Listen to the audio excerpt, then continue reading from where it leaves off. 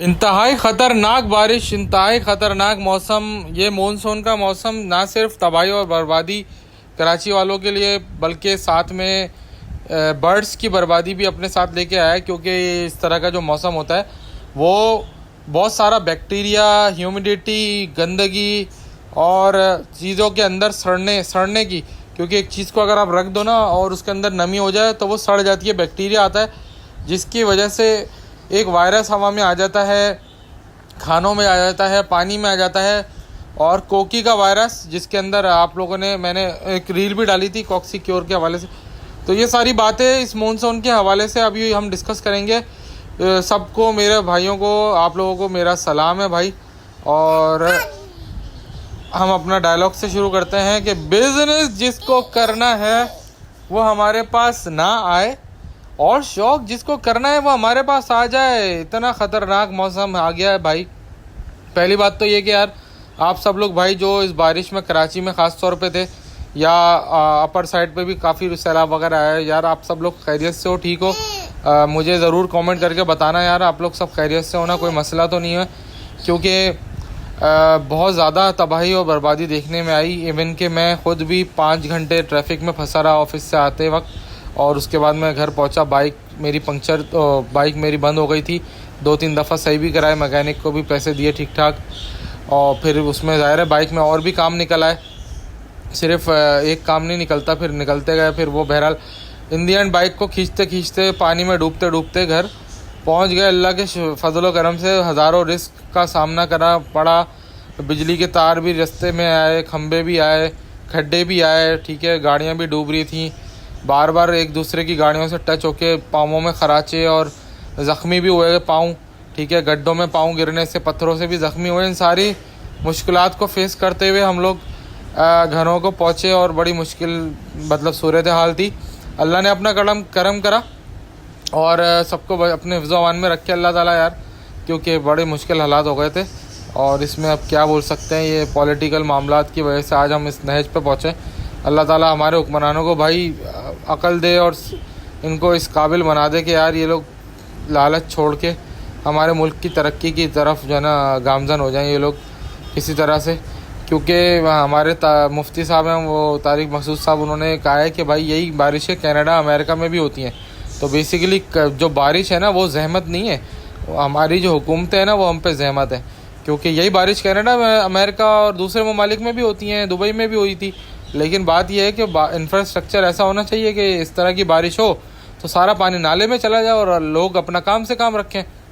लेकिन यहाँ पे ना नाला सिस्टम अच्छा है ना कुछ और अच्छा है, और उसके साथ भुगतना पड़ता है फिर हम लोगों को। एनीवे, जैसे ये मौसम आया भाई तो ये परिंदों के लिए बहुत वबाले जान सूरत हाल होती है, ठीक है। मैंने कई दफ़ा पहले भी इन टॉपिक्स के ऊपर वीडियोस बनाई हैं।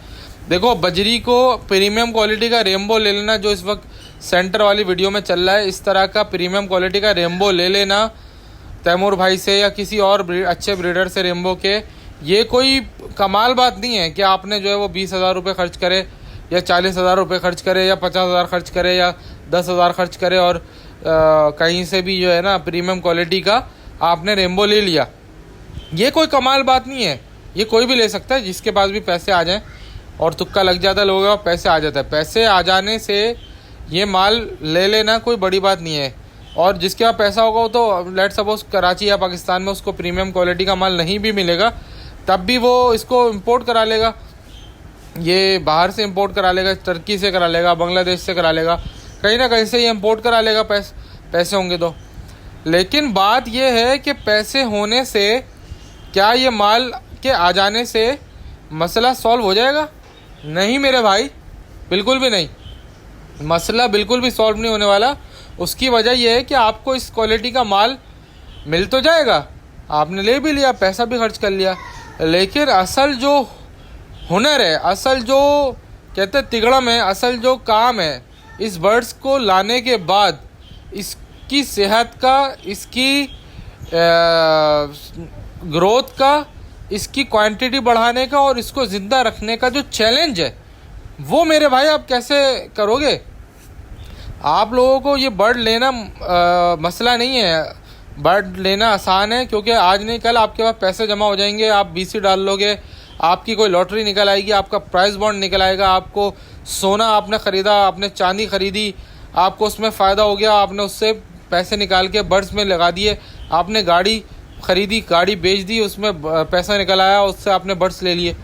लेकिन सारी बात यह है कि बर्ड्स ले लेने से क्या मसला सॉल्व हो जाएगा? नहीं मेरे भाई, मसला सॉल्व होगा सिर्फ तब जब आप इस तरह के कीमती बर्ड्स को ज़िंदा रखना जानते हो मेरे भाई।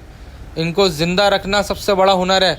ये आप लोग आज नहीं समझोगे, आपको 10 साल बाद समझ में आएगी ये बातें। अब मैं 1996 में बच्चा था, तब से मैं बजरी पाल रहा हूँ, और मैं हर साल देखता हूँ जब भी मानसून आता है बजरी लोगों के पास मर रहा होता है। ये जनरल ट्रेंड है। क्यों ट्रेंड है ये? क्यों हमारे पास जो है वो बजरी मर रहा होता है मानसून के मौसम के अंदर? क्योंकि भाई हमारे यहाँ पे एक बहुत बड़ा मसला ये है कि दाना पानी दे के समझते हैं कि हमने कोई बहुत बड़ा एहसान कर दिया है बजरी के ऊपर। ऐसा नहीं है मेरे भाई, दाना पानी देने से बजरी सेफ़ नहीं हो जाएगा। आपने छोटी छोटी चीज़ों का ख्याल रखना है। सबसे पहली चीज़, दाने के अंदर नमी नहीं होनी चाहिए, वरना बैक्टीरिया ग्रो कर जाएगा। आप कोई भी सालन रख दो थोड़ी देर के लिए इस गर्मी के मौसम में, 2 घंटे बाद सड़ जाएगा, उसके अंदर बदबू आएगी। वो सड़ने का मतलब क्या है? उसके अंदर बैक्टीरिया आ गया। इसी तरह से जहाँ पे भी पानी या नमी होगी, नमी के अंदर बैक्टीरिया कल्चर ग्रोथ करता है। जो बायोलॉजी पढ़े में उनको पता होगा बैक्टीरिया की कल्चर ग्रोथ होती क्या है। आप लोगों ने बिल्कुल खुशक दाना देना है, खुशक। अगर उसमें नमी आ गई है तो उसको अवन में ठंडा ड्राई करो, कुछ भी करो, धूप में ड्राई करो, उसके बगैर दाना नहीं दो, ठीक है? एक तो ये बात समझ लो। दूसरी बात ये, हम लोग अपने लिए गोश्त रखते हैं फ्रिज में, फ्रीज़र में रखते हैं ताकि बैक्टीरिया ना आए। कभी उसको बाहर रखते हैं, और बाहर रखते हैं तो क्या होता है? सड़ जाता है। सड़ जाते हैं तो खा लेते हैं क्या? नहीं खाते ना, बीमारी हो जाएगी हमें। लेकिन बर्ड्स के मामले में हम ये एहतियात नहीं कर रहे होते। अच्छा, अपना बच्चा ज़मीन पे खेल रहा है तो पोछा भी लगाएंगे फिनाइल का, ठीक है? वहाँ पे जर्म्स ना हो, डेटॉल का पोछा लग रहा है। अच्छा, बर्ड्स जो हैं उनके केज के अंदर ना डेटॉल का पोछा लगेगा, ना डेटॉल से सफाई होगी, और ना ही फिनाइल का पोछा लगेगा। क्यों भाई? वो भी तो इंसान है, उनको भी तो बैक्टीरिया उतना ही हिट करेगा जितना आपको करेगा। पानी, अपना नया पानी आ रहा है रोज़ाना, कूलर में डाल रहे हैं, नई चीज़ें रख रहे हैं, बर्फ़ डाल रहे हैं तो भी नहीं है। कोई पुराना बासी 100 दिन का पुराना पानी थोड़ी पीते हैं। रोज़ाना नया पानी ला के देता पानी वाला और वो पीते हैं, या एक्वाफिना की बोतल पियेंगे अगर बहुत ज़्यादा बर्गर बच्चे होंगे तो, ठीक है? लेकिन बर्ड्स के लिए ये कार्रवाई नहीं करेंगे। बर्ड्स को वही गंदा नाले का पानी पिला देंगे। तो और पानी के अंदर बर्ड्स की बीटें गिरती हैं, बीटों में ज़ाहिर है बैक्टीरिया है, टट्टी है उनकी वो, तो वो उसको टट्टी वाला पानी पिला देते हैं। भाई तुम पीते हो अपना टट्टी वाला पानी? नहीं पीते ना, तो उनको भी नहीं पिलाना है। लेकिन बस ये गलतियाँ मैं भी कर रहा होता हूँ, आप भी कर रहे हो, तो हम इस वक्त सबकी बात हो रही है, किसी एक बंदे की बात नहीं हो रही। तो ये सारी एहतियातें, नया ताज़ा पानी रखना है, और साफ़ सफाई रखनी है, और ताज़ा बाजरा देना है बिल्कुल, जिसमें ड्राईनेस हो, नमी ना हो। बाजरा इसलिए अवॉइड करते हैं, ज़्यादातर लोग कैनेरी सीड और कंगनी को इसलिए प्रेफर करते हैं क्योंकि कंगनी के ऊपर छिलका होता है, पानी अंदर नहीं जाता, या बैक्टीरिया अंदर नहीं जाता, या फसलों के ऊपर जो स्प्रे लगते हैं ना वो अंदर नहीं जाते।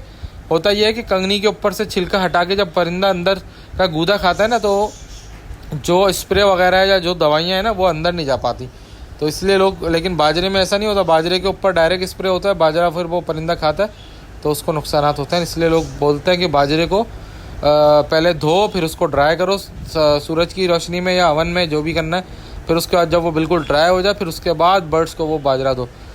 लेकिन हमारे यहाँ पे इस तरह की प्रैक्टिस नहीं हो रही होती, क्योंकि हम लोग हल्का ले रहे होते हैं हर चीज़ को। जो लोग महंगे आइटम रखते हैं वो फिर ये सारे काम भी कर रहे होते हैं, वो फिर एसी भी चला के रख रहे होते हैं। उनको पता है एसी के अंदर बैक्टीरिया ग्रो नहीं करेगा, तभी तो सर्दियों में बैक्टीरिया ग्रो नहीं करता। कॉक्सीक्योर का मैंने आप लोगों को बता दिया था कि कॉक्सीक्योर की दवा कोकी के लिए होती है। कोकी का वायरस जब अटैक करता है परिंदे के अंदर, उसको रेस्पिरेटरी के मसाइल भी आ सकते हैं, उसको हर इमोशन भी हो सकता है। तो ये दो चीज़ों से बचने के लिए कॉक्सीक्योर 250 रुपये की दवा मिल जाती है। वो आप 5 दिन का या 3 दिन का कोर्स करा दें ताकि इस मौसम में परिंदा सर्वाइव कर जाए। और वैक्सीनेशन के अमल को हर 2 महीने बाद 3 महीने बाद इस्तेमाल लाजमी करें, और डेली बेसिस पे मल्टीविटामिन का इस्तेमाल, ORS का इस्तेमाल लाजमी करें। परिंदे को भी एक इंसान की तरह समझे कि ये इंसान मतलब ये भी एक ज़िंदा चीज़ है, जिसको वही तमाम चीज़ों की ज़रूरियात है। जैसे हमें नज़ला खांसी होता है, हम दवा लेते हैं, जोशांदा लेते हैं, इस तरह इनको भी नज़ला खांसी होता है, इनको भी यही सब चीज़ें चाहिए होती हैं, दवा, दारू, जोशांदा, ठीक है ना। बताने का मकसद ये बात है कि सेम इंसान की तरह ही ये भी जानवर भी जो है ना आबी हयात है, हयाती है, यानी कि इनके अंदर ज़िंदगी है।